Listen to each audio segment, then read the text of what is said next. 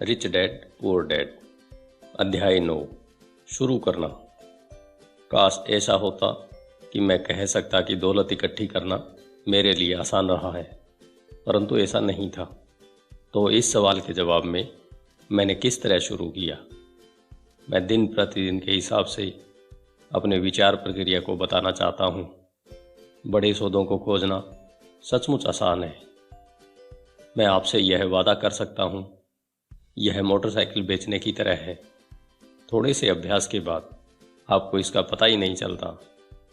जब पैसे की बात आती है तो आप अगर संकल्प कर लें तो थोड़ी देर डगमगाने के बाद आप संभल जाते हैं। जिंदगी में एक बार आने वाले करोड़ों डॉलर के सौदों को खोजने के लिए हम में फाइनेंशियल प्रतिभा होना जरूरी है। मुझे भरोसा है कि हम सभी के भीतर एक फाइनेंशियल जीनियस होता है। अगर यह है कि हमारी फाइनेंशियल जीनियस सोया होता है और उसे जगाने की ज़रूरत होती है। यह सोया रहता है क्योंकि हमारी संस्कृति ने हमारे भीतर यह संस्कार डाल रखे हैं कि पैसे का मोह सभी बुराइयों की जड़ है। इस संस्कृति ने हमें प्रोफेशन सीखने के लिए तो प्रोत्साहित किया है ताकि हम पैसे के लिए काम कर सकें, परंतु हमें यह नहीं सिखाया कि पैसे से किस तरह अपने लिए काम करवाया जाए। इसने हमें अपनी फाइनेंशियल असफलता के बारे में चिंता न करना सिखाया है। जब हमारे काम के दिन खत्म होंगे तो सरकार या हमारी कंपनी हमारी जिम्मेदारी संभाल लेगी, परंतु इसके लिए हमारे बच्चों को पैसा चुकाना होगा जो उसी स्कूल सिस्टम से शिक्षित होते हैं। संदेश यह है कि कड़ी मेहनत करो, पैसा कमाओ और इसे खर्च कर दो। भाग्य से पाश्चात्य समाज के 90% से ज़्यादा लोग इस सिद्धांत का पालन करते हैं, और ऐसा केवल इसलिए होता है क्योंकि नौकरी ढूंढना और पैसे के लिए काम करना ज़्यादा आसान होता है। अगर आप इस भीड़ में से एक नहीं हैं तो मैं आपके फाइनेंशियल जीनियस को जगाने के लिए नीचे लिखे 10 कदम दे सकता हूँ। मैं आपको केवल वही कदम बता रहा हूँ जिस पर मैं चला हूँ। अगर आप इसमें से कुछ पर चलना चाहते हैं तो बहुत अच्छा। अगर आप इन पर नहीं चलना चाहते तो आप खुद के कदम बना लें। आपका फाइनेंशियल जीनियस इतना स्मार्ट होता है कि आप अपनी खुद की सूची बना सकते हैं। जब मैं पेरू में था तो 45 वर्ष के सोने की खुदाई करने वाले से मैंने पूछा कि उसे इतना भरोसा क्यों है कि उसे सोने की खदान मिल जाएगी। उसने जवाब दिया, सोना तो हर जगह है, ज़्यादातर लोगों की आंखें इसे देख नहीं पाती। और मैं कहूँगा कि यह सच है। रियल एस्टेट में मैं बाहर जा सकता हूँ और 4 या 5 संभावना भरे सौदे कर सकता हूँ, जबकि औसत व्यक्ति बाहर जाकर खाली हाथ लौट सकता है। जबकि हम दोनों एक ही इलाके में जाते हैं। इसका कारण यह है कि उन्होंने अपने फाइनेंशियल जीनियस को विकसित करने के लिए समय नहीं दिया है।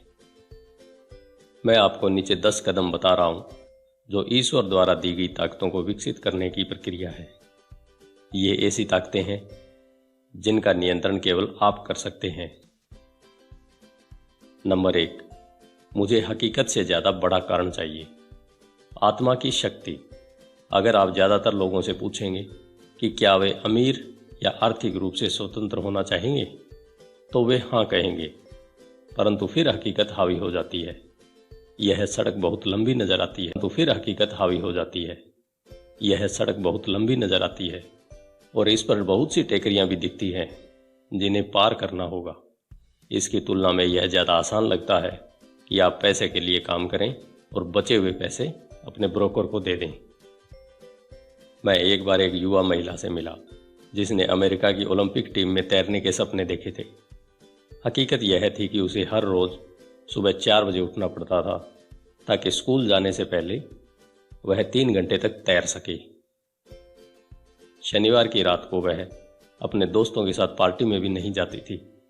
उसे हर एक की तरह पढ़ाई करके अपने परीक्षा परिणाम पर भी ध्यान देना होता था। जब मैंने उससे पूछा कि उसकी अति मानवीय महत्वाकांक्षा और बलिदान के पीछे क्या कारण है, तो उसने यही कहा, मैं इसे अपने लिए करती हूँ और उन लोगों के लिए जिनसे मैं प्रेम करती हूँ। प्रेम ही मुझे सभी बाधाओं और बलिदानों के लिए तैयार करता है। हम क्या चाहते हैं और हम क्यों नहीं चाहते, इनका तालमेल भी एक कारण या लक्ष्य हो सकता है। जब लोग मुझसे पूछते हैं कि अमीर होने की इच्छा के पीछे मेरा कारण क्या था, तो यह गहरी भावनात्मक इच्छाओं और अनिच्छाओं का संयोग है। मैं कुछ की सूची बताऊंगा।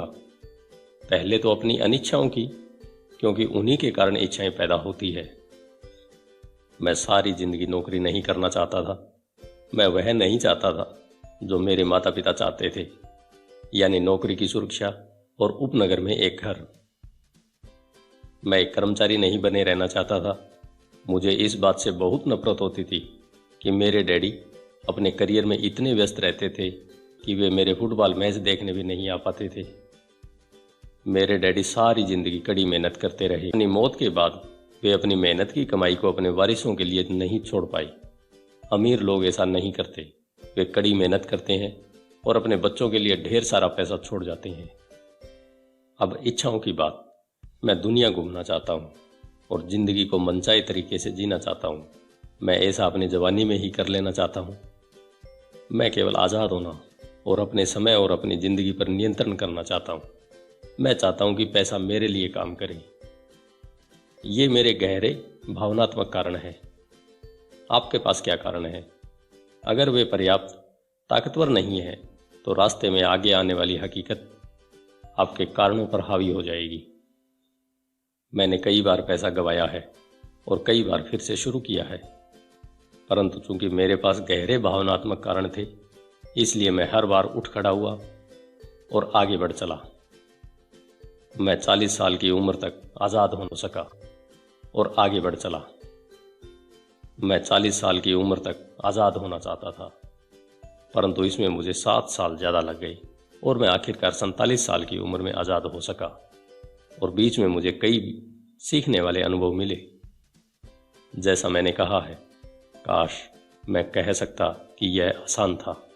यह बिल्कुल आसान नहीं था, परंतु यह कठिन भी नहीं था। परंतु बिना दमदार कारण या लक्ष्य के जिंदगी में हर चीज़ कठिन होती है। अगर आपके पास कोई दमदार कारण नहीं है तो आगे बढ़ने में कोई समझदारी नहीं है। इसमें बहुत ज़्यादा मेहनत लगेगी। नंबर 2, मैं हर दिन विकल्प चुनता हूँ। विकल्प चुनने की ताकत, यह मुख्य कारण होता है कि लोग एक आज़ाद देश में रहना चाहते हैं। हमें चुनने का अधिकार चाहिए। आर्थिक रूप से जब हमारे हाथ में एक भी डॉलर आता है तो यह हमारे हाथ में होता है कि हम भविष्य में अमीर, गरीब या मध्यम वर्गीय बनने का विकल्प चुनें। हमारे खर्च करने की आदतें बताती है कि हम कौन हैं। गरीब लोगों की खर्च करने की आदतें गरीबी की होती है। बचपन में मुझे यह फायदा मिला कि मुझे लगातार मोनोपोली खेलना बहुत पसंद था। किसी ने मुझे यह नहीं बताया था कि मोनोपोली केवल बच्चों के लिए है, इसलिए बड़े होने के बाद भी मैं इसे खेलता रहा।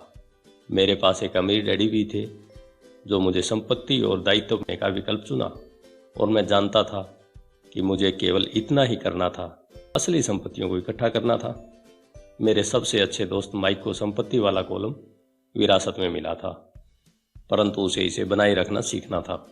कई अमीर परिवार अपनी संपत्तियों को अगली पीढ़ी में सिर्फ इसलिए खो देते हैं क्योंकि उन संपत्तियों की देखरेख करने के लिए किसी को प्रशिक्षण नहीं दिया जाता। ज़्यादातर लोग अमीर न बनने का विकल्प चुनते हैं। 90% लोगों के लिए अमीर बनना बहुत झंझट का काम है, तो वे इस तरह की कहावतें ईजाद कर लेते हैं। पैसे में मेरी कोई रुचि नहीं है, या मैं कभी अमीर नहीं बनूंगा, या मुझे चिंता करने की ज़रूरत नहीं है, अभी तो मैं जवान हूँ, या मेरे पति या मेरी पत्नी फाइनेंशियल पहलू को संभालते हैं या संभालती हैं। इन वक्तव्यों के साथ समस्या यह है कि ये बोलने वाले से दो चीज़ें लूट लेते हैं। एक तो है एक तो है समय, जो आपकी सर्वाधिक कीमती संपत्ति है, और दूसरी शिक्षा। सिर्फ इसलिए क्योंकि आपके पास पैसा नहीं है, आप यह बहाना नहीं बना सकते कि आप इस कारण नहीं सीख पाए, परंतु यह विकल्प हम हर रोज चुनते हैं। यह विकल्प कि हम अपने समय, अपने पैसे और अपनी शिक्षा के साथ हर दिन क्या करते हैं। यही विकल्प चुनने की ताकत है। हम सभी के पास विकल्प होते हैं। मैं अमीर बनने का विकल्प चुनता हूँ और मैं यह विकल्प हर रोज चुनता हूँ। पहले शिक्षा में निवेश करें। वास्तव में आपके पास जो इकलौती असली संपत्ति है वह है आपका दिमाग, जो आपका सबसे शक्तिशाली यंत्र है।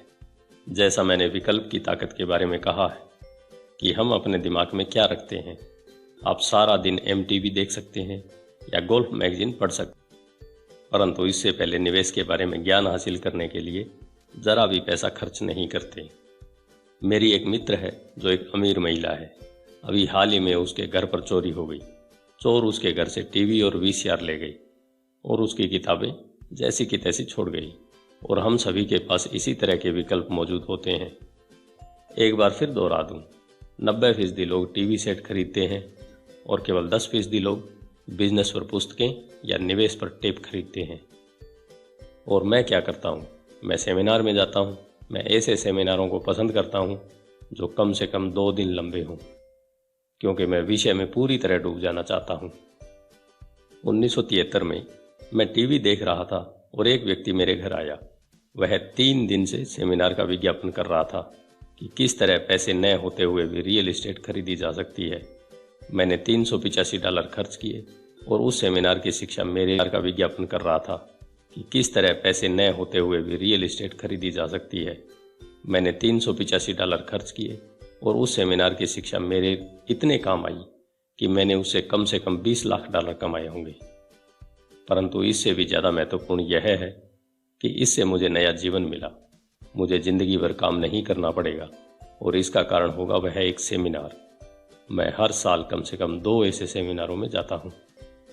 मैं ऑडियो टेप का भी प्रेमी हूँ, कारण मैं उन्हें तत्काल पीछे कर सकता हूँ। मैं पीटर लिंच के टेप को सुन रहा था और उन्होंने ऐसा कुछ कहा जिससे मैं पूरी तरह असहमत था। हठी और आलोचनात्मक होने के कारण मैंने रिवाइंड बटन दबा दिया और उस 5 मिनट के टुकड़े को कम से कम 20 बार सुना, शायद इससे भी ज़्यादा बार। परंतु अचानक मेरे दिमाग को खुला रखने से मैं समझ गया कि उन्होंने वह बात क्यों कही थी।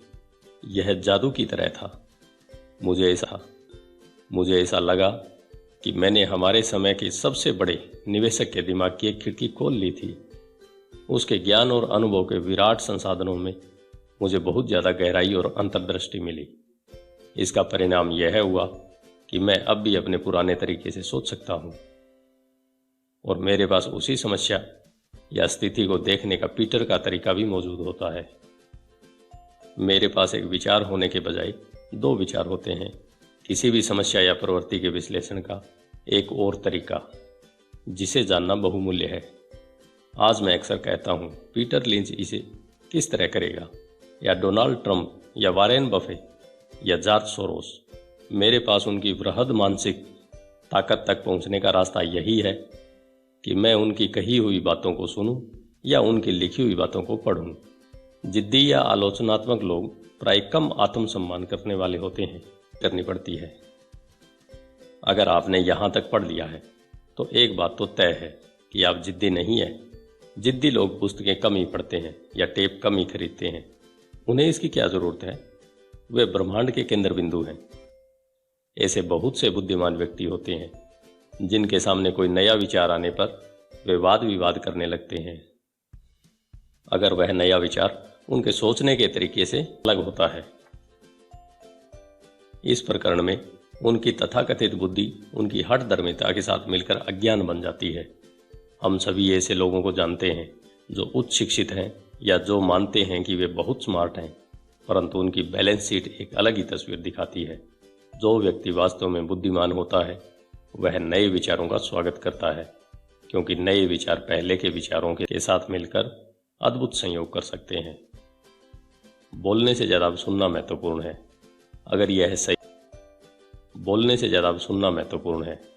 अगर यह सही नहीं होता तो भगवान ने हमें 2 कान और 1 मुंह नहीं दिए होते। बहुत से लोग अपने मुंह से सोचते हैं और सुनते समय नए विचारों तथा संभावनाओं को समझने की कोशिश ही नहीं करते। सवाल पूछने के बजाय वे बहस करने लगते हैं। मैं अपनी दौलत के बारे में दीर्घकालीन दृष्टि रखता हूँ। मैं फटाफट अमीर बनने की मानसिकता में भरोसा नहीं करता, जो ज़्यादातर लॉटरी खेलने वालों या कैसीनो के जुआरियों के पास पाई जाती है।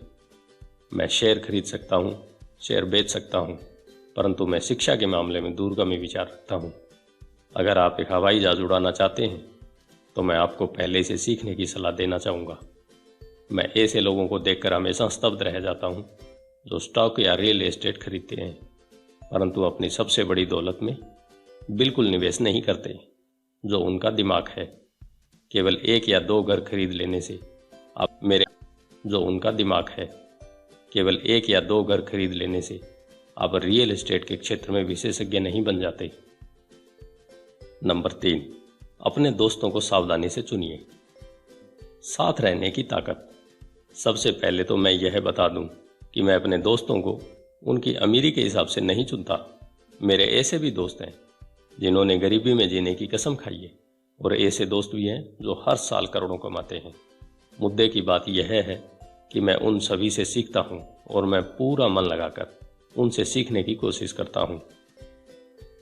मैं यह मानता हूं कि मैंने अमीर लोगों की तलाश की है, परंतु मेरी नज़र उनकी दौलत पर नहीं बल्कि उनके ज्ञान पर थी।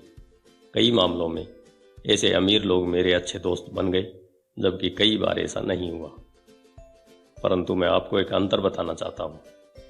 मैंने यह पाया है कि मेरे पैसे वाले दोस्त रुचि रखते हैं, इसलिए मैं उनसे सीखता हूँ और वे मुझसे। मेरे वे दोस्त जो आर्थिक दलदल में फंसे हुए हैं, वे पैसे, व्यवसाय या निवेश के बारे में बात करना पसंद नहीं करते। उनकी नज़र में ऐसा करना मूर्खतापूर्ण या बेईमानी होता है। इसलिए मैं अपने गरीब दोस्तों से यह सीखता हूँ कि मुझे क्या नहीं करना चाहिए। मेरे कई दोस्त हैं जिन्होंने अपनी छोटी सी जिंदगी में अरबों डॉलर कमाए हैं। उनमें से 3 ने एक ही अनुभव बताया। उनके गरीब दोस्त उनसे यह पूछने कभी नहीं आई कि उन्होंने ऐसा किस तरह किया है, परंतु वे उनसे 2 में से एक चीज़ या दोनों ही चीज़ों के बारे में मदद मांगने आई। पहला कर्ज और दूसरा नौकरी। चेतावनी, गरीब या डरे हुए लोगों की मत सुनिए। मेरे कई गरीब दोस्त हैं जिनसे मैं प्रेम भी करता हूं, परंतु वे जिंदगी में डरे हुए मुर्गे हैं। जब पैसे की बात आती है, खासकर निवेश की, खासकर निवेश की, तो उनकी नज़रों में आसमान हमेशा गिरने वाला होता है। वे आपको हमेशा यह बता सकते हैं कि कोई चीज़ क्यों कामयाब नहीं होगी।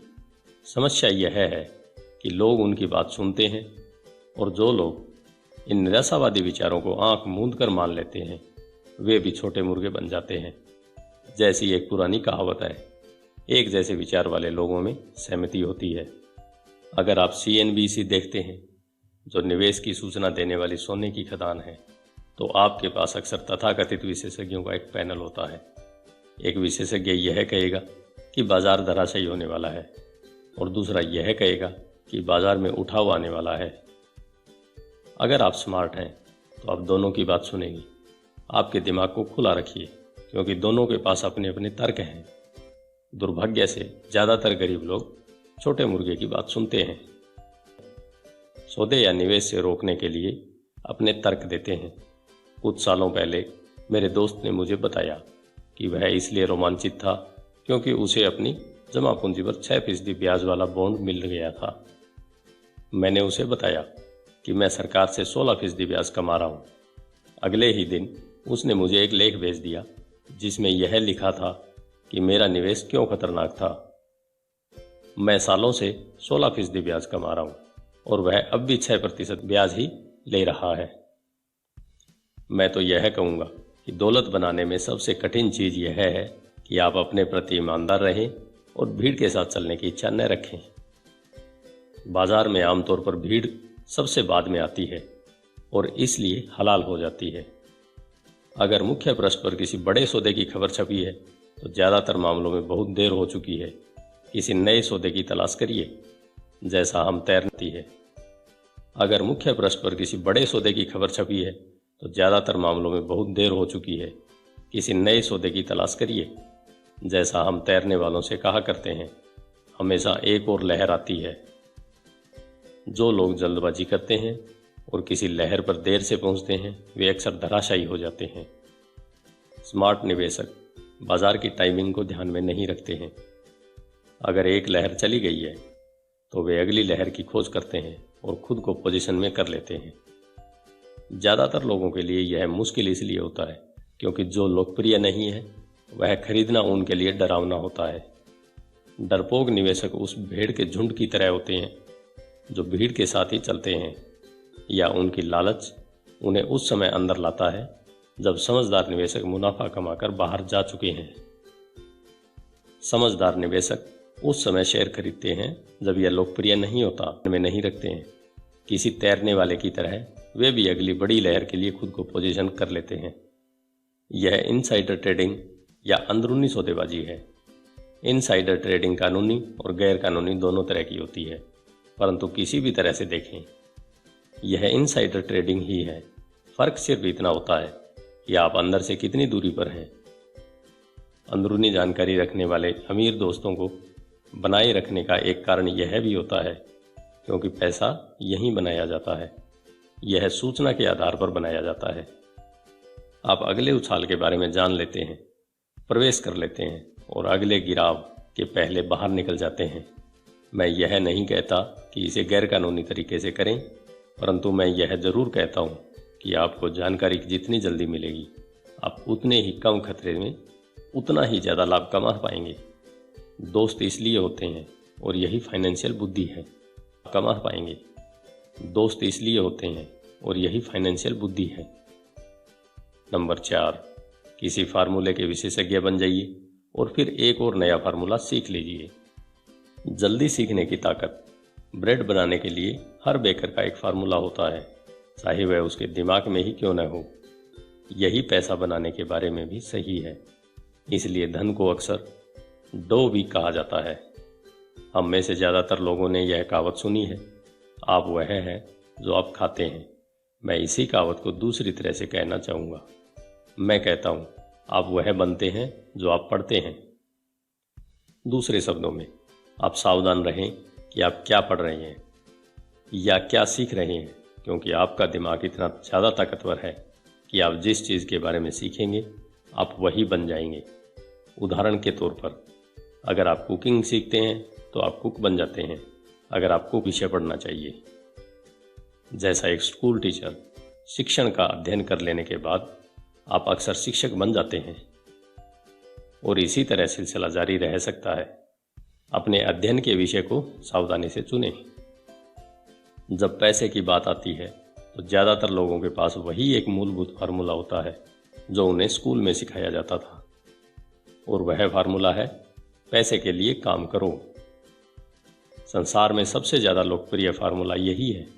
इसके कारण हर दिन करोड़ों लोग सुबह उठते हैं और काम पर जाते हैं, पैसे कमाते हैं, बिल चुकाते हैं, चेकबुक को बैलेंस करते हैं, कुछ म्यूचुअल फंड खरीद लेते हैं और फिर से काम पर चले जाते हैं।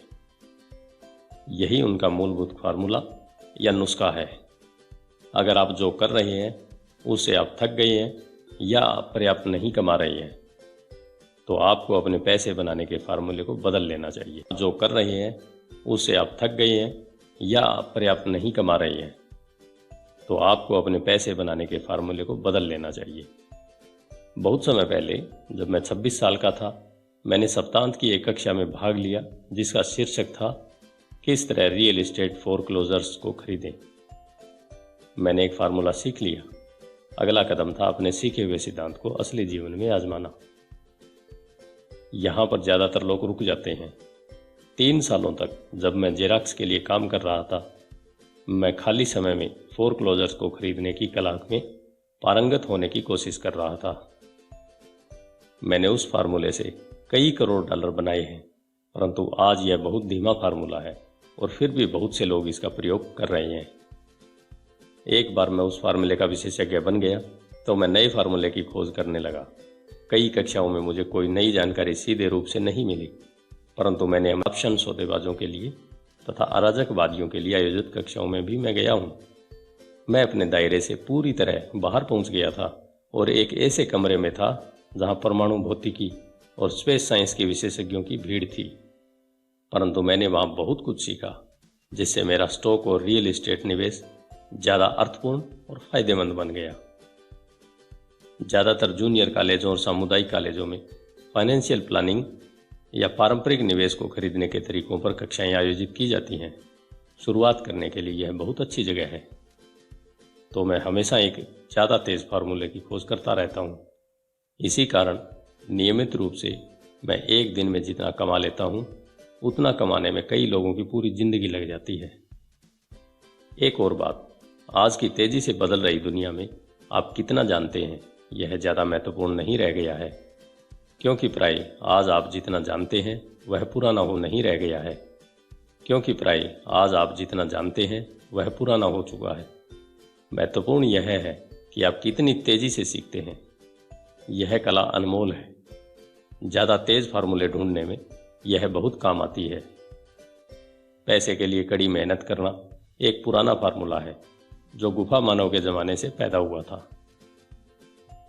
नंबर 5, खुद को सबसे पहले वेतन दें। खुद पर अनुशासन की ताकत। अगर आप खुद पर काबू नहीं रख पाते तो अमीर बनने की कोशिश भी न करें। आपको इससे पहले मरीन कॉर्प्स या किसी धार्मिक संस्था में जाना चाहिए ताकि आपको खुद पर काबू रखना आ जाए। इस बात का कोई मतलब नहीं है कि निवेश करें, पैसा कमाएं और उसे फूंक दें। खुद पर अनुशासन की कमी के कारण ही करोड़ों डॉलर की लॉटरी जीतने वाले लोग जल्दी दिवालिया हो जाते हैं।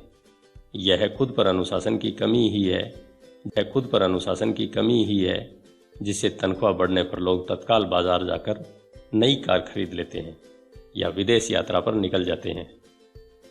यह कहना कठिन है कि 10 कदमों में कौन सा सबसे ज़्यादा महत्वपूर्ण है, परंतु सभी कदमों में से इस कदम की विशेषज्ञता सबसे कठिन है। अगर यह आप में पहले से ही मौजूद न हो, मैं तो यह भी कहना चाहूँगा कि खुद पर अनुशासन की कमी ही वह सबसे बड़ा कारण है जो लोगों को 3 समुदायों में बांटता है: अमीर, गरीब और मध्यम वर्ग। सीधे तरीके से कहें कि जिन लोगों में आत्मविश्वास कम होता है और जो फाइनेंशियल दबावों को ज़्यादा सहन नहीं कर पाते, वे कभी अमीर नहीं बन सकते। और कभी नहीं का मतलब होता है कभी नहीं। जैसा मैंने पहले बताया था, मैंने अपने अमीर डैडी से यह सबक सीखा था कि दुनिया आपको इधर उधर धकेलेगी। दुनिया लोगों को इधर उधर धकेलेगी नहीं क्योंकि बाकी लोग गुंडे होते हैं, बल्कि इसलिए कि आप में आंतरिक नियंत्रण और अनुशासन की कमी होती है। जिन लोगों में आंतरिक सहन शक्ति की कमी होती है, वे अक्सर उन लोगों के शिकार हो जाते हैं जिनमें आत्म अनुशासन होता है। मैं जिन व्यवसायिक कक्षाओं में पढ़ाता हूँ, वहाँ मैं लोगों को लगातार यह याद दिलाता हूँ कि वे अपने सामान या सेवा पर अपना ध्यान केंद्रित न करें, बल्कि मैनेजमेंट की कला पर अपना ध्यान केंद्रित करें। अपना खुद का व्यवसाय शुरू करने के लिए 3 सर्वाधिक महत्वपूर्ण मैनेजमेंट दक्षताएं हैं। नंबर 1, कैश फ्लो का मैनेजमेंट। नंबर 2, लोगों का मैनेजमेंट। नंबर 3, व्यक्तिगत समय का मैनेजमेंट। मैं यह कहूँगा कि ये तीनों दक्षताएं केवल व्यवसाय शुरू करने वालों के लिए ही नहीं, बल्कि सभी काम करने वालों के लिए है। ये तीनों आपकी जीवन शैली में महत्वपूर्ण भूमिका निभाती हैं। व्यक्ति के रूप में, व्यवसाय में, किसी धार्मिक संगठन में, शहर या देश में। ये सभी दक्षताएं आत्मानुशासन को साधने से बढ़ जाती हैं। मैं खुद को सबसे पहले भुगतान करें सिद्धांत को हल्केपन से नहीं लेता। जॉर्ज क्लासेन की पुस्तक the richest man in Babylon में खुद को सबसे पहले भुगतान करें का वक्तव्य सबसे पहले आया है। इस पुस्तक की करोड़ों प्रतियां बिक चुकी हैं। हालांकि करोड़ों लोग इस जबरदस्त जुमले को दोहराते हैं, पर बहुत कम लोग ही इस सलाह का पालन करते हैं। जैसा मैंने कहा है, फाइनेंशियल साक्षरता अक्सर पढ़ने की योग्यता देती है और अंक कहानी बता देते हैं। किसी व्यक्ति के इनकम स्टेटमेंट और बैलेंस शीट देखकर मैं तत्काल यह देख सकता हूँ कि जो लोग खुद को सबसे पहले भुगतान करें के सिद्धांत का राग अलापते रहते हैं, वे दरअसल इसका कितना पालन करते हैं। एक चित्र 1000 शब्दों के बराबर होता है। हम ऐसे लोगों के फाइनेंशियल स्टेटमेंट की तुलना करें जो खुद को सबसे पहले भुगतान करते हैं और जो ऐसा नहीं करते। चित्रों का अध्ययन कीजिए और देखिए कि क्या आप कुछ अंतर पकड़ सकते हैं। इसके लिए कैश फ्लो की समझ जरूरी है, जिससे कहानी बताई जाती है। ज़्यादातर लोग अंक देखते हैं और कहानी को अनदेखा कर देते हैं। अगर आप सचमुच कैश फ्लो की ताकत समझना शुरू कर देते हैं तो आपको जल्द ही यह पता चल जाएगा कि अगले चित्र में कहाँ गड़बड़ी है और 90% लोग क्यों जिंदगी भर कड़ी मेहनत करते रहते हैं और इसके बाद उन्हें सोशल सिक्योरिटी जैसी सरकारी मदद की जरूरत क्यों होती है। क्या आप इसे देख सकते हैं? यह चित्र उस व्यक्ति के काम को दर्शाता है जो खुद का भुगतान सबसे पहले करता है। हर महीने अपने मासिक खर्चों का भुगतान करने से पहले वे अपने संपत्ति वाले कॉलम में पैसा डालते हैं। हालांकि करोड़ों लोगों ने करता है। हर महीने अपने मासिक खर्चों का भुगतान करने से पहले वे अपने संपत्ति वाले कॉलम में पैसा डालते हैं। हालांकि करोड़ों लोगों ने क्लास 10 की पुस्तक पढ़ी है और खुद को सबसे पहले भुगतान करने का सिद्धांत समझा, परंतु हकीकत में वे खुद को सबसे आखिर में भुगतान करते हैं। अब मैं आप में से उन लोगों की चीख पुकार सुन सकता हूं जो अपने बिल्स का भुगतान सबसे पहले करने में गंभीरतापूर्वक विश्वास करते हैं, और मैं यह भी सुन सकता हूं कि सभी जिम्मेदार लोग अपने बिल समय पर चुकाते हैं। मैं यह नहीं कहता कि आप गैर जिम्मेदार हो जाएं या अपने बिल का भुगतान न करें। मैं सिर्फ यह कहता हूं कि आप वही करें जो यह पुस्तक आपको सिखाती है, यानी खुद को सबसे पहले पैसा दें। और पिछला चित्र इसी सिद्धांत का सही लेखांकन चित्र है, जबकि बाद में आने वाला चित्र पूरी तरह से गलत है। मेरी पत्नी और मेरे पास कई फाइनेंशियल प्रोफेशनल भी दरअसल वही करते हैं जो कि जनता करती है, यानी वे भी खुद को सबसे आखिर में पैसा देते हैं। वे बाकी लोगों को सबसे पहले पैसा देते हैं। मेरे जीवन में ऐसे महीने भी आए हैं जब किन्हीं कारणों से मेरा कैश फ्लो मेरे बिल से काफ़ी कम रहा है, फिर भी मैंने खुद को ही सबसे पहले पैसे दिए। मेरे अकाउंटेंट और बुक कीपर चीखने लगे, वे आपके पीछे पड़ जाएंगे, आपको जेल भी हो सकती है, आप अपनी क्रेडिट रेटिंग बिगाड़ देंगे, वे लोग बिजली काट देंगे। मैंने फिर भी सबसे पहले खुद को ही पैसा दिया, क्योंकि the richest man in Babylon की कहानी इसी बारे में है, खुद पर अनुशासन की ताकत और आंतरिक सहन शक्ति के बारे में। इसे बोलचाल की भाषा में गुर्दा भी कहते हैं। जैसा मेरे अमीर डैडी ने मेरे नौकरी के पहले माह में मुझे बताया था कि ज़्यादातर लोग दुनिया की ठोकरें सहन करते रहते हैं। पैसे वसूलने वाला आता है और आप या तो पैसे चुकाओ हैं, पैसे वसूलने वाला आता है और आप या तो पैसे चुकाओ, वरना तो आप उसे पैसे दे देते हैं और खुद को पैसे नहीं देते हैं। एक सेल्स क्लर्क कहता है, आप इसे अपने कार्ड चार्ज में डाल दें। आपका रियल एस्टेट एजेंट आपसे कहता है, आगे चले बढ़ो, घर खरीदने पर सरकार आपको टैक्स में छूट देती है। पूरी पुस्तक दरअसल इसी बारे में है। आप में धारा के विरुद्ध जाने का और अमीर बनने का गुर्दा होना चाहिए। हो सकता है कि आप कमज़ोर न हो, परंतु जब पैसे की बात आती है तो कई लोगों का हौसला पस्त होने लगता है। मैं यह नहीं कहता कि आप गैर जिम्मेदारन बने। मुझ पर ज़्यादा कर्ज नहीं है, क्रेडिट कार्ड का कर्ज भी नहीं, और ऐसा इसलिए है क्योंकि मैं खुद को सबसे पहले पैसे देता हूँ। मैं अपनी आय को कम से कम इसलिए करता हूँ क्योंकि मैं इसे सरकार को नहीं देना चाहता। इसलिए आप में से जिन लोगों ने the secret of the rich नाम का वीडियो देखा है, the secret of the rich नाम का वीडियो देखा है, उन्हें मैं यह बता दूं कि मेरी आय नेवादा के कॉरपोरेशन के जरिए मेरे संपत्ति वाले कॉलम से आती है। अगर मैं पैसे के लिए काम करता तो सरकार इसे ले लेती, क्योंकि मैं अपने बिल्स का भुगतान सबसे आखिर में करता हूँ। परंतु मुझ में इतनी आर्थिक समझ है कि मैं किसी मुश्किल में नहीं फंसता हूँ। मैं कंज्यूमर कर्ज को पसंद नहीं करता हूँ। मेरे पास इतने दायित्व है जो 99% लोगों से ज़्यादा है, परंतु उनका भुगतान मैं नहीं करता, बल्कि दूसरे लोग मेरी देनदारियों को चुकाते हैं। वे मेरे किराएदार कहलाते हैं। तो खुद को पैसा देने का पहला नियम यह है, कभी कर्ज में मत फंसो। हालांकि मैं अपने बिल्स का भुगतान सबसे आखिर में करता हूँ, परंतु मैं केवल कुछ महत्वहीन बिल ही बचा कर रखता हूँ। दूसरी बात यह है कि जब भी मेरे पास पैसा कम होता है तब भी मैं खुद को ही सबसे पहले पैसे देता हूँ। मैं कर्ज देने वालों कार को चीखने देता हूँ। जब वे कठोर होते हैं तो मुझे अच्छा लगता है। क्यों? क्योंकि ये लोग मुझ पर एक एहसान कर रहे हैं। वे मुझे प्रेरित कर रहे हैं कि मैं जाऊं और ज़्यादा पैसा कमाऊं। तो मैं खुद को सबसे पहले पैसा देता हूं, उस पैसे को निवेश करता हूं और कर्ज देने वालों को चीखने देता हूं। मैं वैसे आमतौर पर उन्हें सही समय पर भुगतान कर देता हूँ। मेरी पत्नी और मेरी साख बहुत अच्छी है। हम केवल दबाव में नहीं आते हैं और कर्ज उतारने के लिए अपनी बचत को इस्तेमाल नहीं करते, न ही उनके लिए अपने स्टॉक को बेचते हैं। इसमें बहुत ज़्यादा समझदारी नहीं है। तो जवाब यह है, नंबर 1, ऐसे बड़े कर्ज में न फंसें जिसका भुगतान आपको करना हो।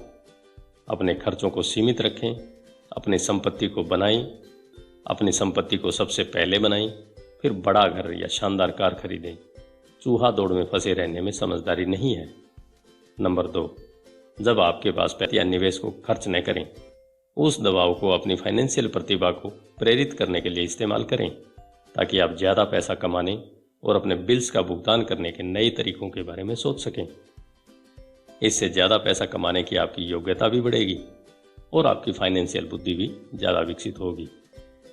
मैं कई बार फाइनेंशियल भट्टी में तपा हूँ और मैंने अपने दिमाग का इस्तेमाल करके ज़्यादा आमदनी हासिल की है और यह ध्यान रखा है कि मेरे संपत्ति वाले कॉलम को कोई नुकसान न पहुंचे। मेरा बुक कीपर चीखने लगा और बचाव के लिए छुप गया, परंतु मैं उस तरह का सिपाही था जो किले की रक्षा के लिए लड़ रहा था। गरीब लोगों की आदतें भी गरीब होती हैं। एक आम बुरी आदत है बचत में से पैसे निकाल लेना। अमीर लोग जानते हैं कि बचत को ज़्यादा धन कमाने के लिए इस्तेमाल किया जाता है, न कि बिलों का भुगतान करने के लिए। मैं जानता हूं कि यह कठोर जान पड़ता है, परंतु जैसा मैं कहा, अगर आप अंदर से कठोर नहीं हैं तो दुनिया आपको इधर से उधर धकेलेगी। अगर आप आर्थिक दबाव पसंद न करते हो तो एक ऐसा फार्मूला खोज लें जो आपके लिए कारगर साबित हो। एक अच्छा फार्मूला यह होगा कि खर्च कम किया जाए, पैसे को बैंक में रखा जाए, ज़्यादा इनकम टैक्स चुकाया जाए, सुरक्षित म्यूचुअल फंड खरीदे जाएं और औसत बने रहने की कसम खाई जाए। परंतु यह खुद को सबसे पहले भुगतान करें के सिद्धांत का उल्लंघन करता है। यह नियम आत्म बलिदान या आर्थिक संन्यास को प्रोत्साहित नहीं करता है। इसका मतलब यह नहीं है कि खुद को सबसे पहले पैसे देने के बाद भूखे मरो। जिंदगी मौज मस्ती के लिए है। अगर आप अपनी फाइनेंशियल प्रतिभा को जागृत कर लेंगे तो आपके पास जीवन के सभी सुख हो सकते हैं। आप अमीर बन सकते हैं और बिल चुका सकते हैं और इस प्रक्रिया में अच्छी जिंदगी जी भी सकते हैं। सभी सुख हो सकते हैं। आप अमीर बन सकते हैं और बिल चुका सकते हैं और इस प्रक्रिया में अच्छी जिंदगी जी भी सकते हैं। और यही फाइनेंशियल बुद्धि कहलाती है। नंबर 6, अपने ब्रोकर को अच्छा पैसा दें। अच्छी सलाह की शक्ति। मैं अक्सर देखता हूं कि लोग अपने घर के सामने एक पट्टी टांग देते हैं, मालिक बेचना चाहता है। या मैं टीवी पर देखता हूं कि कई लोग डिस्काउंट ब्रोकर होने का दावा करते हैं। मेरे अमीर डैडी ने मुझे इसका उल्टा सिखाया है। वे इस बात में भरोसा करते थे कि प्रोफेशनल्स को अच्छा भुगतान किया जाए और मैंने भी उसी सिद्धांत को अपनाया है। आज मेरे पास महंगे वकील, अकाउंटेंट्स, रियल एस्टेट ब्रोकर और स्टॉक ब्रोकर हैं। क्यों? क्योंकि और मेरा सचमुच मानना है, अगर लोग प्रोफेशनल्स हैं तो उनकी सेवाओं से आपको पैसा मिलना चाहिए और वे जितना ज़्यादा पैसा कमाएंगे आप भी उतना ही ज़्यादा पैसा कमाएंगे। हम सूचना के युग में रह रहे हैं। सूचना बेशकीमती है। एक अच्छा ब्रोकर आपको सूचना तो देगा ही, आपको शिक्षित करने के लिए समय भी देगा। मेरे पास कई ब्रोकर हैं जो मेरे लिए यह करने के इच्छुक हैं। कुछ ने मुझे तब सिखाया है जब मेरे पास बहुत कम पैसा था या बिल्कुल भी पैसा नहीं था, और मैं आज भी उनके साथ हूँ। मैं ब्रोकर को जितना पैसा देता हूँ वह मेरे द्वारा उसकी सूचना से कमाए गए धन का बहुत छोटा हिस्सा होता है। मैं इसे पसंद करता हूँ जब मेरा रियल एस्टेट ब्रोकर या स्टॉक ब्रोकर बहुत पैसा कमाता है, क्योंकि इसका आमतौर पर यह मतलब होता है कि मैंने भी बहुत सा पैसा कमाया है। एक अच्छा ब्रोकर मुझे पैसे कमाने की जानकारी देने के अलावा मेरा समय भी बचाता है। जैसे उस समय जब मैंने खालिस ज़मीन के टुकड़े को $9,000 में खरीदा और तत्काल की आंख और कान है। वे हर रोज़ वहाँ होते हैं और इसलिए मेरी वहाँ कोई ज़रूरत नहीं होती। मैं इसके बजाय गोल्फ खेल सकता हूँ। इसके अलावा जो लोग खुद ही अपना घर बेचते हैं उनके लिए खुद के समय की कोई खास कीमत नहीं होती। मैं कुछ पैसे बचाने के चक्कर में अपना समय क्यों खराब करूं, जबकि इस समय को मैं ज़्यादा पैसा कमाने या अपने अंतरंग लोगों के साथ बिताने में इस्तेमाल कर सकता हूँ। मुझे यह बहुत मज़ेदार लगता है कि इससे ज़्यादा गरीब और मध्यम वर्गीय लोग रेस्तरां में खराब सर्विस के बावजूद 15 से 20% टिप देते हैं और ब्रोकर को 3 से 7% देने में आनाकानी और शिकायत करते हैं। वे खर्च वाले कॉलम के लोगों को टिप देते हैं और संपत्ति वाले कॉलम के लोगों को टिप देने से कतराते हैं। यह आर्थिक समझदारी नहीं है। सभी ब्रोकर एक जैसे नहीं होते। दुर्भाग्य से ज़्यादातर ब्रोकर सेल्समैन होते हैं। मैं तो यह कहूँगा कि रियल एस्टेट में बहुत बड़ा अंतर होता है और यह स्टॉक, बॉन्ड, म्यूचुअल फंड और बीमा ब्रोकर के बारे में भी सही है, जो खुद को फाइनेंशियल प्लानर कहते हैं। परी कथा की ही तरह आप एक राजकुमार खोजने के लिए बहुत से मेंढकों को चूमते हैं। पुरानी कहावत को याद कीजिए, अगर आपको एनसाइक्लोपीडिया की ज़रूरत हो तो एनसाइक्लोपीडिया बेचने वाले से मत पूछिए। जब मैं किसी प्रोफेशनल का इंटरव्यू लेता हूँ तो मैं पहले यह पता करता हूँ कि उसके पास खुद कितनी व्यक्तिगत प्रॉपर्टी या स्टॉक है और वह कितने प्रतिशत टैक्स दे रहा है। मैं अपने टैक्स अटॉर्नी और अकाउंटेंट के बारे में भी यही करता हूँ। मेरे पास एक अकाउंटेंट है जो अपने काम से काम रखती है। उसका पेशा हालांकि अकाउंटिंग है, परंतु उसका काम रियल एस्टेट में है। मेरे पास एक अकाउंटेंट था जो एक छोटा बिजनेस अकाउंटेंट था, परंतु उसके पास रियल एस्टेट नहीं था। मैंने अकाउंटेंट बदल लिया क्योंकि हम एक ही बिजनेस से प्रेम नहीं करते थे। मेरे पास एक अकाउंटेंट है जो अपने काम से काम रखती है। उसका पेशा हालांकि अकाउंटिंग है, परंतु उसका काम रियल एस्टेट में है। मेरे पास एक अकाउंटेंट था जो एक छोटा बिजनेस अकाउंटेंट था, परंतु उसके पास रियल एस्टेट नहीं था। मैंने अकाउंटेंट बदल लिया क्योंकि हम एक ही बिजनेस से प्रेम नहीं करते थे। ऐसा ब्रोकर खोजिए जो आपके सर्वश्रेष्ठ हितों को ध्यान में रखता हो। कई ब्रोकर आपको शिक्षित करने के लिए समय निकाल लेंगे और वे आपके द्वारा खोजी गई सर्वश्रेष्ठ संपत्ति साबित हो सकते हैं। बस उदार रहिए और वे भी आपके प्रति उदार रहेंगे। अगर आप उनके कमीशन में कटौती करने के बारे में ही सोचते रहेंगे तो वे आपके आसपास क्यों रहना चाहेंगे। यह विशुद्ध और आसान सा तर्क है। जैसा मैंने पहले कहा था, मैनेजमेंट की दक्षताओं में से एक लोगों का मैनेजमेंट है। कई लोग केवल ऐसे लोगों को मैनेज कर पाते हैं जो उनसे कम स्मार्ट हों और जिन पर उनकी सत्ता हो। जैसे तो जानते हैं कि नीचे वालों के साथ कैसे काम किया जाता है, परंतु वे यह नहीं जानते कि ऊपर वालों के साथ कैसे काम किया जाए।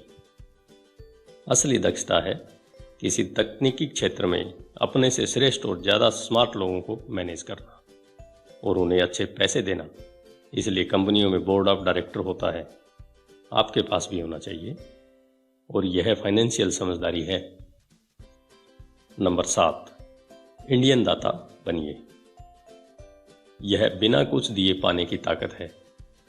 जब अमेरिका में गोरे लोग गए तो उन्हें अमेरिकी इंडियंस की पारंपरिक संस्कृति से झटका लगा। उदाहरण के तौर पर, अगर किसी गोरे व्यक्ति को ठंड लगती थी तो इंडियन उन्हें कंबल दे देते थे।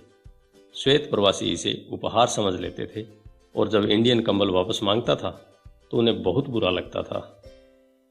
इंडियन को भी बुरा लगता था जब उन्हें यह पता चलता था कि श्वेत प्रवासी कंबल वापस नहीं। इस तरह इंडियन दाता वाक्यांश पैदा हुआ, एक छोटी सी सांस्कृतिक नासमझी के कारण।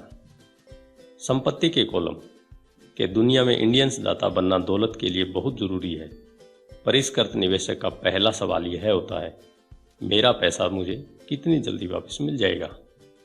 वे यह भी जानना चाहते हैं कि उन्हें मुफ्त में क्या मिल रहा है, इसलिए निवेश पर वापसी इतनी महत्वपूर्ण है। उदाहरण के तौर पर, मुझे एक छोटा रियल एस्टेट मिला जो मेरे घर से थोड़ी ही दूरी पर था। बैंक $60,000 चाहती थी और मैंने $50,000 की बोली लगाई, जो उन्होंने सिर्फ इसलिए स्वीकार कर ली क्योंकि बोली के साथ $50,000 का चेक भी लगा हुआ था। उन्होंने यह महसूस किया कि मैं गंभीर था। ज़्यादातर निवेशक यह कहेंगे कि क्या आप अपना बहुत सा पैसा फंसा नहीं रहे हैं, क्या इस पर लोन लेना ज़्यादा बेहतर नहीं होगा।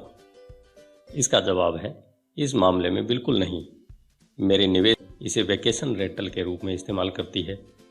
जब प्रवासी पक्षी एरिज़ोना से आते हैं और इसे 4 महीनों के लिए $2,500 किराए पर दे देती है। बाकी के 8 महीनों में इसका किराया केवल $1,000 होता है। मेरा पैसा लगभग 3 सालों में वापस आ गया था। अब मैं इस संपत्ति का मालिक हूँ। जो हर महीने मेरी आमदनी बढ़ाती रहती है। यही स्टॉक के बारे में किया जाता है।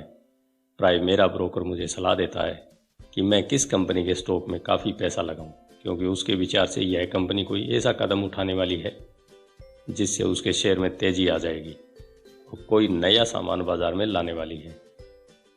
मैं अपने पैसे को एक हफ्ते से लेकर एक महीने तक लगाए रखता हूं, जब शेयर की कीमतें बढ़ती हैं। फिर मैं अपनी मूलधन राशि को निकाल लेता हूं और बाजार के उतार चढ़ाव से बेफिक्र हो जाता हूं, क्योंकि मूल रकम वापस आ चुकी है और दूसरी संपत्ति पाता हूं जब शेयर की कीमतें बढ़ती हैं। फिर मैं अपनी मूलधन राशि को निकाल लेता हूं और बाजार के उतार चढ़ाव से बेफिक्र हो जाता हूं, क्योंकि मूल रकम वापस आ चुकी है और दूसरी संपत्ति पर काम करने के लिए तैयार है। इस तरह मेरा पैसा जाता है और फिर बाहर आ जाता है और मैं एक ऐसी संपत्ति का मालिक बन जाता हूं जो एक तरह से मुझे मुफ्त में मिलती है। यह सच है कि मैंने कई मौक़ों पर पैसा खोया भी है, परंतु मैं इतने ही पैसों से खेल खेलता हूं जितने का नुकसान मैं सहन कर सकता हूं। मैं यह कहूँगा कि औसत 10 निवेशों पर मुझे 2 या 3 में बहुत फायदा होता है, जबकि 5 या 6 में कोई लाभ हानि नहीं होती। मैं 2 या 3 में घाटा भी खाता हूँ, परंतु मैं अपने नुकसान को उसी पैसे तक सीमित कर लेता हूँ जो मेरे पास उस समय होते हैं। जो लोग जोखिम से नफरत करते हैं वे अपने पैसे को बैंक में रख लेते हैं। ये बहुत लंबा समय लग जाता है और ज़्यादातर मामलों में तो आपको इसके साथ कुछ भी मुफ्त नहीं मिलता। पहले तो वे टोस्टर दिया करते थे, परंतु आजकल ऐसा बिरेल ही होता है। मेरे हर निवेश पर एक न एक चीज़ मुफ्त होनी चाहिए। एक छोटा रियल एस्टेट, एक मिनी स्टोरेज, खाली ज़मीन का टुकड़ा, घर, स्टॉक शेयर्स या ऑफिस बिल्डिंग, और जोखिम भी सीमित होना चाहिए। इस विषय पर इतनी ज़्यादा पुस्तकें लिखी जा चुकी हैं कि मैं इनसे नहीं जाना चाहूँगा। मैकडोनाल्ड्स के मशहूर रे क्रोक हैमबर्ग्स फ्रेंचाइजी इसलिए नहीं बेचते थे क्योंकि उन्हें हैमबर्ग से प्यार था, बल्कि इसलिए क्योंकि उन्हें उस फ्रेंचाइजी के साथ आने वाला रियल एस्टेट मुफ्त में मिलता था। तो समझदार निवेशकों को ब्याज की दर से ज़्यादा चीज़ों का ध्यान रखना चाहिए। आपका पैसा वापस मिल जाए और आपके पास क्या संपत्ति आती है, यह भी महत्वपूर्ण है। यह फाइनेंशियल समझदारी भी महत्वपूर्ण है। यह फाइनेंशियल समझदारी है। नंबर 8, संपत्ति से विलासिता की चीजें खरीदी जाती है। केंद्रित करने की शक्ति। मेरे एक दोस्त का बेटा बहुत खर्चीला था और ऐसा लगता था जैसे उसकी जेब में छेद हो गई हो। 16 साल की उम्र में स्वाभाविक रूप से उसे अपनी कार चाहिए थी। बहाना यह था, सभी दोस्तों के मम्मी डैडी ने अपने बच्चों के लिए कार खरीदी है। यह लड़का अपनी बचत में से पैसे निकालकर नगद कार खरीदना चाहता था। ऐसे समय में उसके डैडी ने मुझसे सलाह मांगी, आप क्या सोचते हैं कि मुझे उसे ऐसा करने देना चाहिए या मैं भी दूसरे पिताओं की तरह उसे कार खरीद कर दे दूं? इसके जवाब में मैंने कहा, कुछ समय के लिए तो ठीक है, परंतु लंबे समय के लिए आप उसे क्या सिखा पाएंगे?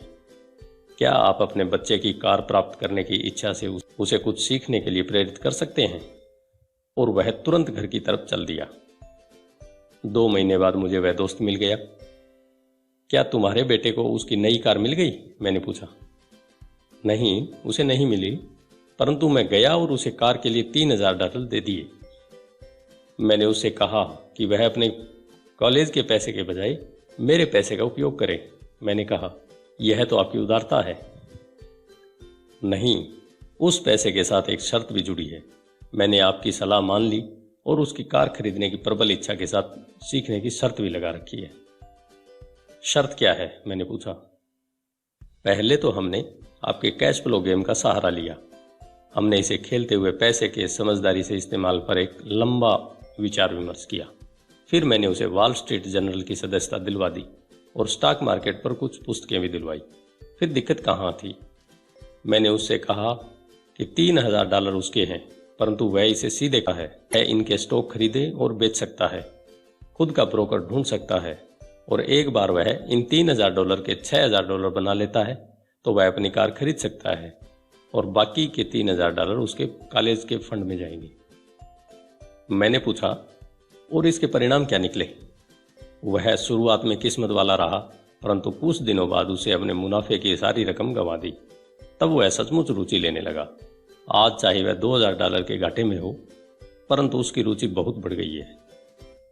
उसने मेरे द्वारा खरीदी सारी किताबें पढ़ डाली और वह और ज्यादा पुस्तकों की खोज में पुस्तकालय भी चला गया।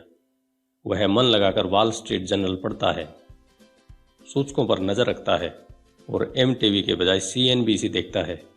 उसके पास केवल $1000 बचे हैं, परंतु उसकी रुचि और ज्ञान आसमान को छू रहे हैं। वह जानता है कि अगर वह इस पैसे को खो देगा तो फिर उसे 2 सालों तक अपने पैरों पर ही चलना पड़ेगा, परंतु उसे उसकी कोई खास चिंता नहीं पड़ी है। अब उसे कार हासिल करने में ज्यादा रुचि नहीं है, क्योंकि उसे एक ऐसा खेल मिल गया है जिसमें उसे ज्यादा आनंद मिलता है। क्या होगा अगर वह सारा पैसा हार जाता है? मैंने पूछा। जब होगा तब देखा जाएगा। मैं तो चाहूंगा कि वह अभी सारा पैसा हार जाए, बजाय इसके कि वह हमारी उम्र में आकर सारा पैसा हारे। और इसके अलावा मैं तो यह मानता हूं कि उसकी शिक्षा पर खर्च किए गए यह सर्वश्रेष्ठ $3000 थे। जो वह सीख रहा है वह जिंदगी भर उसके काम आएगा, और वह पैसे की ताकत का सम्मान करना भी सीख गया है। मुझे लगता है कि अब उसकी जेब का छेद बंद हो चुका है। जैसा मैंने खुद को सबसे पहले पैसे देने वाले खंड में कहा था, अगर कोई व्यक्ति आत्म अनुशासन की ताकत हासिल नहीं कर सकता तो बेहतर यही होगा कि वह कभी अमीर बनने की कोशिश न। मानसिक शक्ति की जरूरत होती है जो मुश्किल साबित होती है। बाहरी आकर्षणों और प्रलोभनों के कारण आज की खरीदारी की दुनिया में यह ज्यादा आसान हो चला है कि पैसे को पूरा उड़ा दिया जाए। कमजोर मानसिक शक्ति के कारण ही वह पैसा सबसे कम प्रतिरोध वाले रास्ते पर बह जाता है। यही गरीबी और आर्थिक संघर्ष का कारण है। मैंने फाइनेंशियल समझदारी का यह आंकड़ों का उदाहरण इसलिए दिया ताकि पैसे से ज्यादा पैसे कमाने की योग्यता को जाना जा सके। अगर हम 100 लोगों को साल के शुरू में $10,000 दे दें तो साल के अंत में क्या होगा? 80 के पास कुछ भी नहीं बचेगा। वास्तव में कई तो ज्यादा कर्ज में दबे होंगे, क्योंकि उन्होंने नई कार, फ्रिज, टीवी, VCR या छुट्टियों के लिए नगद पैसा दिया होगा। 16 ने उस $10,000 को 5 से 10% बढ़ाया होगा, और 4 ने इसे $20,000 या लाखों डॉलर, क्योंकि उन्होंने नई कार, फ्रिज, टीवी, VCR या छुट्टियों के लिए नगद पैसा दिया होगा। 16 ने उस $10,000 को 5 से 10% बढ़ाया होगा, और 4 ने इसे $20,000 या लाखों डॉलर तक बढ़ाया होगा। हम किसी प्रोफेशन को सीखने के लिए स्कूल जाते हैं ताकि हम पैसे के लिए काम कर सकें। मेरे विचार में यह सीखना भी महत्वपूर्ण होता है कि पैसे से अपने लिए कैसे काम करवाया जाए। मैं भी हर व्यक्ति की तरह विलासिता की वस्तुओं से प्रेम करता हूं। अंतर यह है कि कई लोग अपने विलासिता को कर्ज लेकर खरीदते हैं। यह पड़ोसियों से प्रतियोगिता करने का जाल है। जब मैं कार खरीदना चाहता था तब आसान रास्ता यही था कि मैं अपने बैंकर को बुलाकर लोन ले लेता, परंतु मैंने दायित्व वाले कॉलम को बढ़ाने के बजाय संपत्ति वाले कॉलम पर ध्यान केंद्रित रखा। अब तो मुझे आदत पड़ चुकी है कि मैं अपने खर्च की इच्छा से प्रेरित होता। प्राय हम अपनी मनचाही चीजों को खरीदने के लिए कर्ज लेने पर ध्यान केंद्रित करते हैं और पैसा बनाने पर ध्यान केंद्रित नहीं करते। यह रास्ता कुछ समय के लिए तो आसान है, परंतु लंबे समय में यह बहुत मुश्किल साबित होता है। यह एक ऐसी बुरी आदत है जो हम में इंसानों के रूप में और राष्ट्र के रूप में भी है। याद रखें, आसान रास्ते अक्सर मुश्किल बन जाते हैं और मुश्किल रास्ते अक्सर आसान बन जाते हैं। जितनी जल्दी आप खुद को और अपने प्रियजनों को पैसे के शासक के रूप में प्रशिक्षित कर लेंगे, उतना ही आपके लिए बेहतर होगा। पैसा बहुत बड़ी ताकत है। दुर्भाग्य से लोग पैसे की ताकत को अपने खिलाफ इस्तेमाल करते हैं। अगर आप में पैसे की समझ कम है तो पैसा आपके ऊपर राज करेगा। यह आपसे ज़्यादा स्मार्ट होगा। अगर पैसा आपसे ज़्यादा स्मार्ट बन जाएगा तो आप इसके लिए जिंदगी भर काम करते रहेंगे। पैसे के ऊपर शासन करने के गुलाम होने के बजाय आप इसके मालिक होंगे। यही आर्थिक समझदारी है।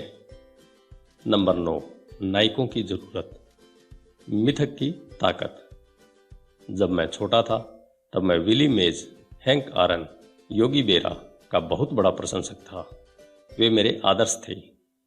लिटिल लीग खेल रहे बच्चे के रूप में मैं उनकी तरह होना चाहता था। मैंने उनके बेसबॉल कार्ड भी सहेज रखे थे। मैं उनके बारे में सब कुछ जान लेना चाहता था। मैं उनके बारे में सभी आंकड़े जानता था, उनके बैटिंग के औसत, उन्हें मिलने वाली धनराशि और वे किस तरह बड़े हुए, सब कुछ। मैं सब कुछ इसलिए जानना चाहता था क्योंकि मैं उनके जैसा बनना चाहता था। 9 या 10 साल की उम्र में मैं जब बेसबॉल खेलने के लिए मैदान पर जाता था तो वह मैं नहीं जाता था, बल्कि मेरे रूप में योगी या हैंक मैदान पर उतरते थे। यह सीखने के सबसे सशक्त तरीकों में से एक है जो हम बड़े होने के बाद खो देते हैं। हम अपने नायकों को खो देते हैं। हम अपने नौसिखिएपन को खो देते हैं। आज मैं अपने घर के पास छोटे बच्चों को बास्केटबॉल खेलते देखता हूँ। कोर्ट पर वे छोटी जानी नहीं होते, वे तो माइकल जॉर्डन, सर चार्ल्स या क्लाइड होते हैं। आदर्श नायकों की नकल करना ज्ञान प्राप्त करने का सच्चा और सशक्त तरीका है। और इसलिए जब ओजी सिम्पसन की तरह का नायक बदनाम होता है तो इतनी चीख पुकार मचती है। यह किसी अदालती कार्रवाई से ज़्यादा होता है। यह एक आदर्श नायक को खो देना होता है, एक ऐसे व्यक्ति जिसकी तरह बनने का सपना लोग बचपन में संजोए रखते हैं और वे जिसकी पूजा करते हैं। अचानक हमें उस व्यक्ति को अपनी ज़िंदगी से निकालना पड़ता है। जब मैं बड़ा हो गया था तो मेरे नायक बदल गए थे, मेरे गोल्फ के हीरो बदल गए। जब मैं बड़ा हो गया था तो मेरे नायक बदल गए थे। मेरे गोल्फ के हीरो बने पीटर जैक्सन, फ्रेड कपल्स और टाइगर वुड्स। मैं उनके शॉट की नकल करता हूँ और उनके बारे में सब कुछ पढ़ने की कोशिश करता हूँ। मेरे आदर्श नायकों में Donald Trump, Warren buffet, Peter lynch, George Soros और जिम रॉजर्स भी हैं। बड़ा हो जाने के बाद मैं उनके आंकड़े उसी तरह जानता हूँ जिस तरह की अपने बचपन में बेसबॉल हीरोज के आंकड़े जानता था। मैं अनुसरण करता हूँ जब वारेन बुफे में निवेश करते हैं और बाजार के बारे में, उनके नज़रिए के बारे में सब कुछ पढ़ने की कोशिश करता हूँ। मैं पीटर लिंच की पुस्तक भी इसलिए पढ़ता हूँ ताकि स्टॉक चुनने की उनकी तकनीक को समझ सकूँ, और मैं डोनाल्ड ट्रंप के बारे में भी इसलिए पढ़ता हूँ ताकि यह जान सकूँ कि वे किस तरह सौदे करते हैं। जिस तरह मैदान पर बेसबॉल के लिए बैटिंग करते जाते समय मैं खुद की भूमिका में नहीं होता था, उसी तरह जब मैं बाजार में उतरता हूँ या मैं कोई सौदा करता हूँ तो मैं अवचेतन रूप से ट्रंप की बहादुरी का अभिनय करता हूँ। या जब मैं किसी प्रवृत्ति का विश्लेषण करता हूँ तो मैं उसे इस तरह देखता हूँ जैसे पीटर लिंच यह काम कर रहे हों।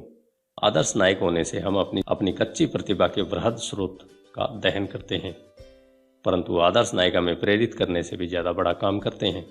वे चीज़ों को ज़्यादा आसान बना देते हैं। चीज़ें आसान दिखने के कारण हम भी उन्हीं की तरह बनना चाहते हैं। अगर वे ऐसा कर सकते हैं तो मैं भी यही कर सकता हूँ। जब निवेश की बात आती है तो ज़्यादातर लोग इसे बहुत कठिन समझते हैं।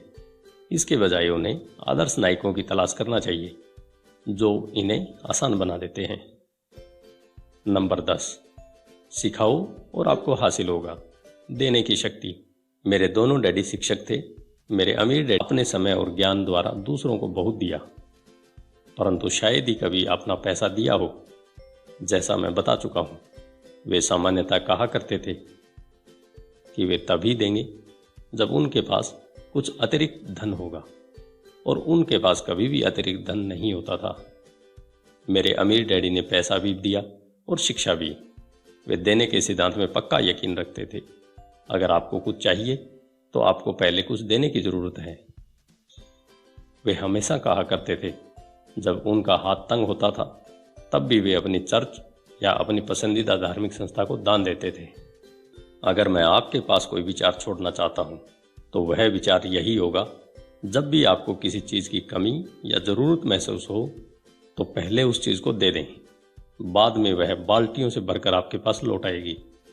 यह पैसा, मुस्कुराहट, प्रेम, दोस्ती सभी के बारे में सही है। मैं जानता हूं कि कोई भी व्यक्ति ऐसा नहीं करना चाहेगा, परंतु मैंने ऐसा किया है और इसके फायदे भी उठाए हैं। मैं विश्वास करता हूं कि आदान प्रदान का सिद्धांत सही है और इसलिए मैं वही चीज़ देता हूं जो मैं पाना चाहता हूं। मुझे पैसा चाहिए इसलिए मैं पैसे देता हूँ और यह कई गुना होकर मेरे पास वापस आ जाता है। मैं बिक्री बढ़ाना चाहता हूँ, इसलिए मैं किसी और व्यक्ति की कुछ बेचने में मदद कर देता हूँ और मेरी बिक्री बढ़ जाती है। मैं संपर्क बढ़ाना चाहता हूँ तथा मैं किसी और की संपर्क बढ़ाने में मदद कर देता हूँ और जादू की तरह मेरे भी संपर्क बढ़ जाते हैं। मैंने सालों पहले एक कहावत सुनी थी, ईश्वर को कुछ नहीं चाहिए पर इंसानों को देना चाहिए। मेरे अमीर डैडी अक्सर कहा करते थे, गरीब लोग अमीरों से ज़्यादा लालची होते हैं। उन्होंने इसे समझाते हुए कहा करते थे, गरीब लोग अमीरों से ज़्यादा लालची होते हैं। उन्होंने इसे समझाते हुए कहा कि अगर कोई व्यक्ति अमीर है तो वह व्यक्ति दूसरों द्वारा चाही गई कुछ चीज़ दे रहा है। मेरे जीवन में मेरे तमाम वर्षों में जब भी मैंने पैसे की कमी या ज़रूरत महसूस की है तो मैंने पहले तो अपने दिल को टटोला है कि मैं क्या चाहता हूँ और फिर इसे देने का फैसला किया है। और जब मैंने दिया है तो यह हमेशा मेरे पास वापस लौटा है। यह मुझे उस व्यक्ति की कहानी याद दिलाता है जो जाड़े की ठंडी रात में लकड़ियां लेकर बैठा है और पास में ही धीमे धीमे जल रहे स्टोव पर चिल्ला रहा है, जब तुम मुझे गर्मी दोगे तब मैं कुछ लकड़ियां अंदर डालूंगा। और जब पैसे, प्रेम, सुख, बिक्री और संपर्क की बात आती है तो हर व्यक्ति को यही याद रखने की ज़रूरत है कि जो आप चाहते हैं पहले आप उसे दे दें और यह कई गुना होकर आपके पास लौट आएगा। बहुत से जब भी मैं यह देखता हूं कि लोग मेरी तरफ देखकर नहीं मुस्कुरा रहे हैं तो मैं आराम से मुस्कुराना और हेलो करना चालू कर देता हूं और जादू की तरह मेरे आसपास अचानक बहुत से मुस्कुराने वाले लोग जमा हो जाते हैं। यह सच है कि आपकी दुनिया केवल आपका दर्पण है, तो इसलिए मैं कहता हूं, सिखाओ और आपको मिलेगा। मैंने पाया है कि मैं सीखने वालों को जितनी गंभीरता से जितना ज़्यादा सिखाता हूँ मैं भी उतना ही ज़्यादा सीखता हूँ। अगर आप पैसे के बारे में सीखना चाहते हैं तो इसे किसी और को सिखाएं। ऐसा करने से आपके दिमाग में बहुत से नए विचारों और फार्मूलों की बाढ़ आ जाएगी। ऐसे भी समय आए हैं जब मैंने दिया है और कुछ भी वापस नहीं लौटाया, या जो मुझे मिला वह मैं नहीं चाहता था, परंतु करीबी जांच और आत्म अवलोकन से मुझे पता चला कि उन मामलों में मैं देने के लिए नहीं दे रहा था बल्कि पाने के लिए सीख। मुझे पता चला कि उन मामलों में मैं देने के लिए नहीं दे रहा था बल्कि पाने के लिए दे रहा था। मेरे डैडी ने शिक्षकों को सिखाया और वे एक मास्टर टीचर बन गए। मेरे अमीर डैडी ने युवा लोगों को अपना बिजनेस करने का तरीका सिखाया। मैं पीछे पलट कर देखता हूँ कि यह सीखने वालों की अपने ज्ञान के प्रति उदारता ही थी जिसके कारण वे ज़्यादा स्मार्ट बन गई। इस दुनिया में ऐसी ताकतें हैं जो हमसे ज़्यादा स्मार्ट हैं। आप वहाँ खुद अपने दम पर पहुँच सकते हैं, परंतु उन ताकतों की मदद से वहाँ पहुँचना ज़्यादा आसान होता है। आपको बस इतना ही करना है कि आप उदार हों और वे ताकतें भी आपके प्रति उदार होंगी। धन्यवाद। आइए चलते हैं अध्याय 10 की ओर, जो है और ज़्यादा चाहिए।